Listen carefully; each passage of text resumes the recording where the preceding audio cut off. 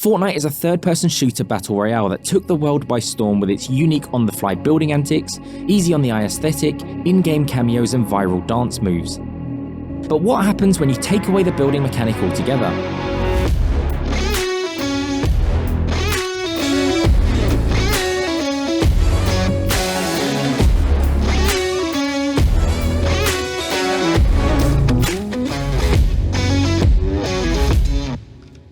Developed by Epic Games and released 2017, Fortnite is filled with battle passes, frequent events, tons of random game modes, cosmetics and major brand collaborations. If you, like us, bought into the early access of the PvE co-op game only for it to be sidelined in favour of a free-to-play BR, you may not have given it a fair go. Maybe you're just used to the quick and dirty action of a typical shooter, and building castles around yourself in real time doesn't seem like your idea of fun. We've played Fortnite a small amount years ago, and despite enjoying the gunplay, for some reason or other it didn't last long. Well, Epic Games trialled a week of no-build Fortnite, and we absolutely had to give it a try. Fortnite is known for the way it combines traditional third-person BR-style gameplay, and the unique ways that players can master the art of building structures to confuse, evade and outplay their opposition. We've both played Fortnite in the past, but we didn't really enjoy the building element. It took away from the areas of these games that we really enjoy, which is the movement, the positioning and the gunplay. For some people, the building was a great addition to the game, and it's cool that Fortnite had the innovation to give them that experience. However, for us it wasn't really the one, and ultimately we moved over to spend hours and hours in Apex Legends. Cut to March 2022 and we jumped into the special event that removes building from the game, and we had a much better time with these mechanics. After experiencing almost no queue times, we dropped into the map with 100 players. And we set about scavenging the world as you do in BRs, looking for things to get us to the end. And get to the end we did. On the subject of loot, weapons are divided into categories based on ammo type, much like PUBG and Apex Legends. You have snipers, assault rifles, shotguns, pistols and SMGs. And the healing equipment is split between health and shield, much like Apex Legends and PUBG. Fortnite without building doesn't really do anything new that other games don't do. It's essentially had its USP removed, but that's not necessarily a bad thing, because it does BR in its own fun way. And it's clearly marketed to a different, younger and more casual audience.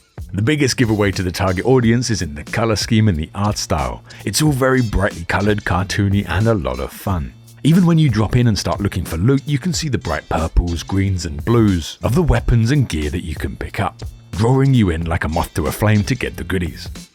All of this combined with the character skins and weapons makes you feel like you've been spawned into a Nickelodeon production. As we are both newish players, the only major thing we found irritating was the number of bots in our servers. There were definitely other people playing and we definitely had fights with real players. However, in all of our playtime we did not lose a game. And it was just win after win, which began to feel cheap and unsatisfying, like we were kind of being given participation medals. And from the information I could find on the Google, bots can make up to 75% of the lobby, which is insane to us. And while there clearly has been a conscious decision made to speed up queue times, it put a huge dent in our experience, and the challenge just wasn't there. And because of the kind of players we are, it's not something that we think is a well-balanced decision. Especially when the bots essentially just strafe around the map, occasionally jumping like turkeys waiting to get shot. In Apex, if you win, you feel like you deserve the win, and you probably would have had to fight tooth and nail to get it. However, in Fortnite, you can blast through bots for the most part and get to the end, whether it's a win or whether it's something close. However, saying that, the audience is clearly not us. It's younger and it's more casual, so it could be absolutely fine for most of the core player base. But for those looking to play against the challenge of other people, this is a difficult one to recommend. Jumping in to make the most out of the week of no-build Fortnite was eye-opening to the potential it has as a shooter. The third-person perspective makes for a different gunplay experience to the other leaders in the genre. The gameplay loop was immediately familiar to us and will most likely act as a segue for hesitant players to get into the standard base building mode. Annoyingly, we feel like as we had fairly fresh accounts, the vast majority of enemies we came across really felt like bots, and upon researching, it seems the use of bots is fairly common for the player base. With such a high win rate, we had to question if bots are being used to aid in boosting player KDA and general confidence in their skill level as a method to keep them playing it. And with the sheer amount of marketing and brands that are spun towards you in the stores and battle passes, it left us questioning the motives behind all these decisions, especially as their intended audience could be a little more impressionable than those from other BRs.